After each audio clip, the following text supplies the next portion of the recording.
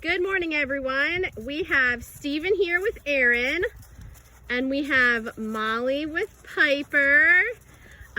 Steven is our 15-year-old warm blood. He is an ex-Grand Prix horse, and he's a little bit of a lazy bum. And we have Molly, a 24-year-old warm blood, who did a little bit of dressage in her past career. Right now they're just warming up a little bit. All right, guys, go ahead and pick up a trot. We'll go around the poles to start. So they're just gonna warm them up a little bit. Steven has suspensory injuries in his hind legs. He hasn't really had a problem with it since being here. He's a little bit of a pokey guy, like I said. So as they warm up, they kind of start at the pace that they want.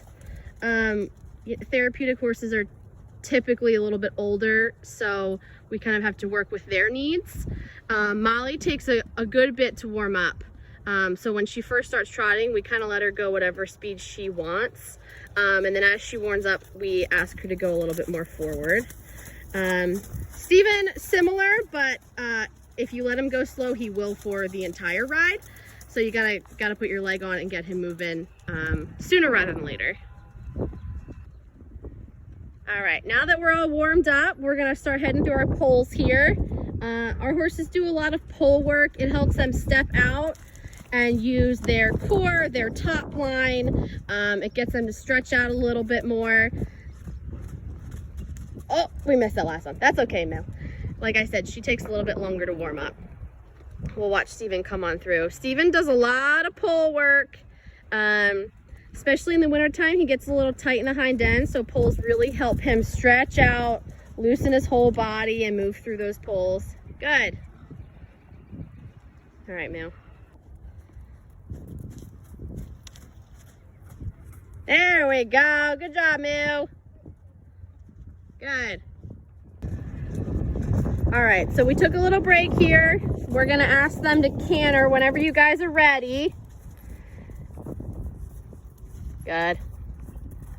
Lift up that inside rein a little bit, Piper. Squeeze her forward. There we go. Good. So Steven's been working on his canter here. Being lazy, Steven has decided that it's easier to hollow out his back, toss his head up in the air, and pogo around the arena. So we've been working on that. One of the tools we're using to work on that is called a neck stretcher. It goes over their pole through the bit into the bottom of the girth. It's like a big rubber band, so it just kind of adds a little bit of support there to encourage him to keep his head down and engage his top line. And right now he doesn't have it on, but the rein aids you would give. So Erin, lift up your inside rein a little bit, open your outside, just a little bit of squeezing with your fingers and your legs. There you go, good. And as soon as you feel him drop, just let his head go. There you go, good. Keep that leg on, there, beautiful. Good. And Moo's a little stiff. She has a cyst on her hind right. As you can see, she's a little stiff in the back end, but that's okay, she works out of it. You just gotta keep that leg on. Good. As soon as you feel her start to drop, just lift your hands again, Piper. Add leg. There. We don't want to ask too much of her because she does take a long time to warm up. So there we go. Now she's starting to open up. Beautiful. Good, guys, and let him walk.